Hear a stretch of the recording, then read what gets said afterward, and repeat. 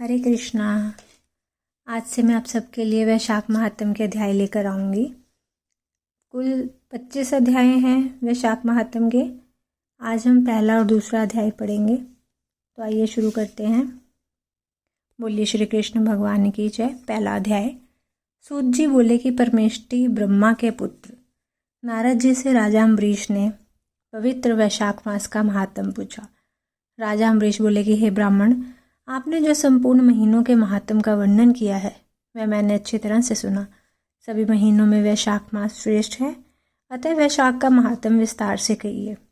इस मास में सब कार्य किस देवता को प्रसन्न करने के लिए करने चाहिए और कौन कौन से धर्म कार्य, क्या क्या दान, किस फल और उद्देश्य के लिए किए जाते हैं, जिनसे विष्णु भगवान को यह मास प्यारा है। किन वस्तुओं से भगवान का पूजन करना चाहिए, यह सब मुझे विस्तार पूर्वक सुनाइए। मैं अत्यंत श्रद्धापूर्वक सुनूंगा।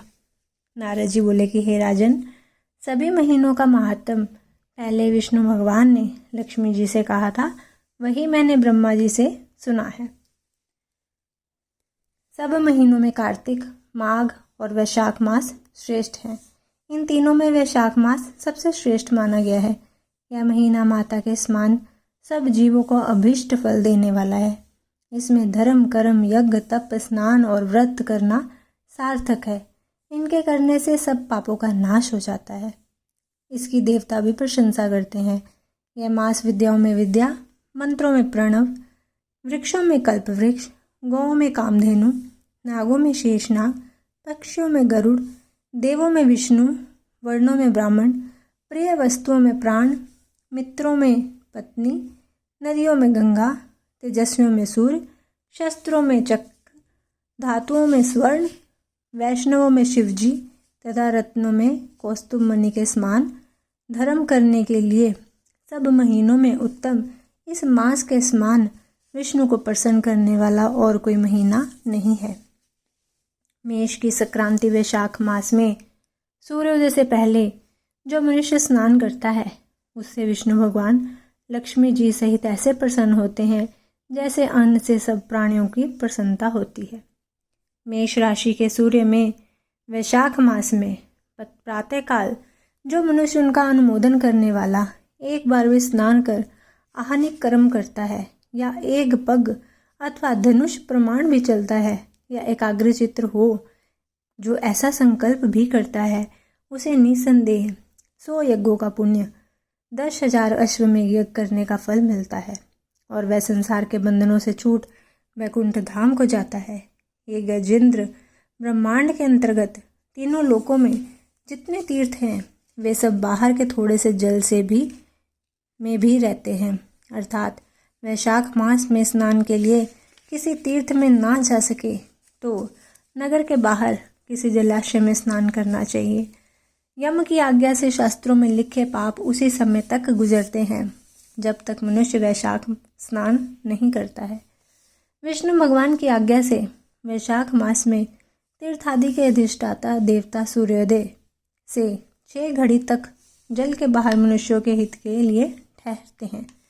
इस समय तक जो भी लोग स्नान के लिए नहीं आते हैं वे उनको दारुण शाप देकर अपने स्थान को चले जाते हैं। इसलिए वैशाख स्नान अवश्य करना चाहिए। बोलिए श्री कृष्ण भगवान की जय। दूसरा अध्याय। नारद जी बोले कि हे राजन, वैशाख के समान और कोई महीना नहीं, सतयुग जैसे दूसरा युग नहीं, वेद के समान शास्त्र नहीं, गंगा जी जैसा कोई तीर्थ नहीं, जल दान के समान दूसरा दान नहीं, पत्नी के समान दूसरा मित्र नहीं, खेती जैसा कोई धन नहीं, जीवन के समान कोई लाभ नहीं, उपवास जैसा दूसरा तप नहीं, दान जैसा सुख नहीं, दया के समान दूसरा धर्म नहीं, नेत्रों के समान कोई ज्योति नहीं, भोजन के समान कोई तृप्ति नहीं, खेती के समान कोई व्यापार नहीं, धर्म के समान कोई यश नहीं तथा आरोग्य समान कोई हर्ष नहीं, केशव के समान कोई रक्षक नहीं और माधव के तुल्य संसार में कोई पवित्र नहीं। ऐसा परमोत्तम वैशाख मास शेषशायी भगवान को सदा प्यारा है। जो लोग भगवान के प्यारे इस महीने को बिना व्रत, स्नान, दान आदि किए व्यतीत करते हैं वे धर्महीन होकर शीघ्र ही पशु योनि पाते हैं। उनका कुआं, बावड़ी बनवाना, बगीचा लगवाना आदि सभी धर्म वृथा है, उनका कुछ फल नहीं होता। वैशाख मास में जलदान, छत्रीदान, खड़ाऊ दान और पंखा दान सबसे उत्तम है, जो अवश्य करने चाहिए।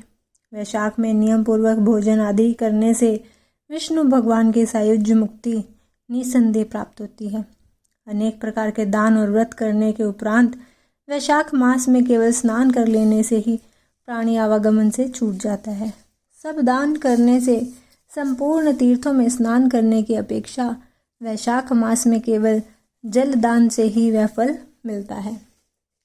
जल दान खुद करें या दूसरों से करवाएं, यह कर्म भी सब दानों से अधिक है। प्याव लगवाकर जलदान करने से देवता, पितर और ऋषि सब निसंदेह अत्यंत प्रसन्न होते हैं। थके हुए यात्रियों के लिए प्याव से जल पीकर संतुष्ट होने से ब्रह्मा, विष्णु और शिव देवता प्रसन्न होते हैं। प्याव लगवाने वाला करोड़ों कुल का उद्धार कर विष्णु लोक को जाता है।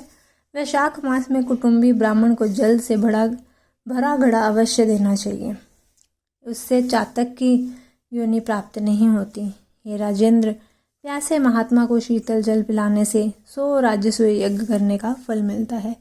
वैशाख मास में धूप, परिश्रम और पसीना से व्याकुल ब्राह्मण को पंखा अथवा वस्त्र से हवा अवश्य करनी चाहिए तथा ताड़ का पंखा देना चाहिए। इससे दान करने वाला गरुड़ के समान हो जाता है और सब पापों से छूट विष्णु भगवान की सायुज्य मुक्ति पाता है। पंखा दान ना करने से अनेक प्रकार के नरक यातनाएं, वात रोग आदि पीड़ाएं भोगनी पड़ती है तथा संसार में पापी माने जाते हैं। ये राजेंद्र, आध्यात्मिक दुख की शांति के निमित्त वैशाख में छत्रीदान करनी चाहिए।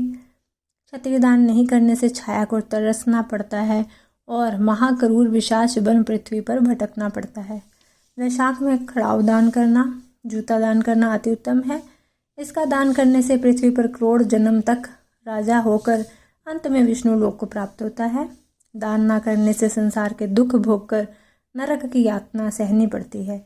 जो मार्ग में श्रम को दूर करने के लिए विश्राम स्थल बनवाते हैं तथा जो दोपहर को अतिथि या ब्राह्मण को आसन देकर भोजन कराते हैं, उसका फल ब्रह्मा जी भी वर्णन नहीं कर सकते। अन्नदान भी अवश्य करना चाहिए। इस दान के समान कोई दान नहीं है। अन्नदान मनुष्य को तत्काल तृप्ति करने वाला है। भूखे मनुष्यों को स्त्री, पुत्र, घर, वस्त्र, अलंकार, आभूषण आदि कोई वस्तु अच्छी नहीं लगती है। पेट भरने पर ही सब अच्छी लगती हैं। इसलिए अन्नदान करने वाले को पंडित लोग पिता कहते हैं। सारांश यह है कि अन्नदाता में सब धर्म आकर निवास करते हैं। बोलिए श्री कृष्ण भगवान की जय।